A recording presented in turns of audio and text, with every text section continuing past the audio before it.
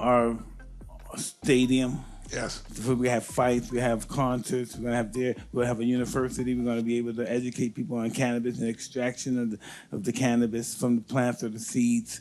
And then we're going to have a lake that's going to be like an acre long running lake there. And it's going to be like a bunch of glamping. You're familiar with the glamping situation? Yeah. We have Glamour camping. Glamping camping. It's going to be like little, it's going to be major, like chateaus. Wow. There'll be like chateaus there. You know, Sanjay Gupta is Dr. Sanjay Gupta is a good friend of mine from CNN. Yes. And he used to be so against cannabis. And now, you know, he's done all these specials on it to show how it can save lives, how it changes lives. Well, and so listen, forth. Did you ever think you'd be in the cannabis Never, business? but you have to know from a medical perspective, from the Mental Wellness and Healthness Center, you know, it's leaps and bounds.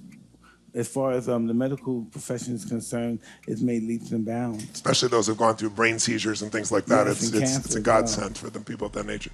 What's a day in the life of Mike Tyson look like today? How does it compare to the Mike Tyson? Man, listen, today Mike Tyson, the sky is the limit. You know, there's no, it's just no limit what I'm capable of doing, me and my family and everybody.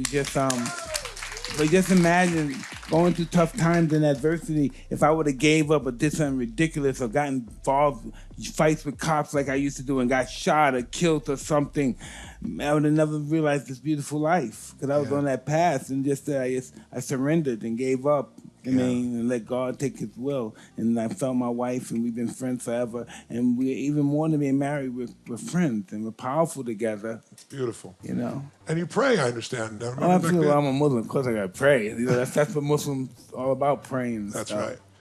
And tell me, in a typical day, though, what does a typical day look like in your life today? Very different than before. Well, listen, it's just, like I say, everything is a very positive perspective. I accept my friends now. I never accepted my friends. In order to have friends, you have to be a friend yourself. I never allowed myself to be a friend with my friends.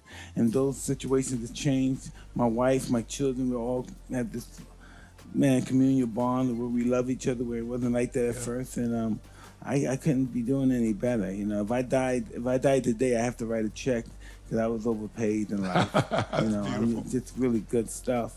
You said one time that my flaws made me successful, and that my flaws in the past, I think if you've said something like, I'm paraphrasing, have made me so grateful for my life today. What were the flaws and what's been healed?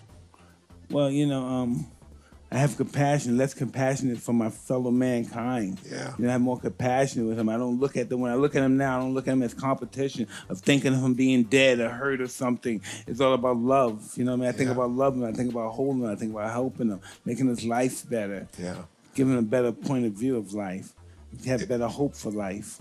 If you've been through some of the toughest times, then it could be the highest highs, some of the lowest lows. What would you say to somebody who's going through the dark night of the soul and they don't know if they're going to make it? What would be your advice to them? Because you've seen it and you've got to the other side. We have to understand we're stronger than we anticipate that we are. We're a lot stronger than we believe we are. And by believing in yourself, you know what I mean, you can overcome the most darkest moments. It's all about the belief you have in yourself, not about what other people believe in you. It's about what you believe in yourself and your intestinal fortitude, how much you can really take. You know, when I used to read about Nietzsche, I used to think the Overman was a bad motherfucker. But you know why he was the bad motherfucker? But he took everybody's pain and he didn't fight back. That's what the Overman mean. The Underman had to take everybody's shit and never fight back. I never understood that. Yeah. You know what I mean? Yeah, I do. You know what I mean? I do, brother. That's the Underman. That's the Overman. That's the most powerful person who could take all the shit that you got to throw at him and not fight back. And you have that power now. You're living that power now. I love you, brother. I can't thank you enough for sharing your wisdom with us. What you just heard is Tony interviewing Mike at a private event held in Tony's home. Tony recently had a chance to visit Mike's studio at Tyson Ranch, where the tables were turned and Mike was able to ask Tony a few questions. To hear their conversation, head on over to Mike's podcast, Hot Boxin' with Mike Tyson.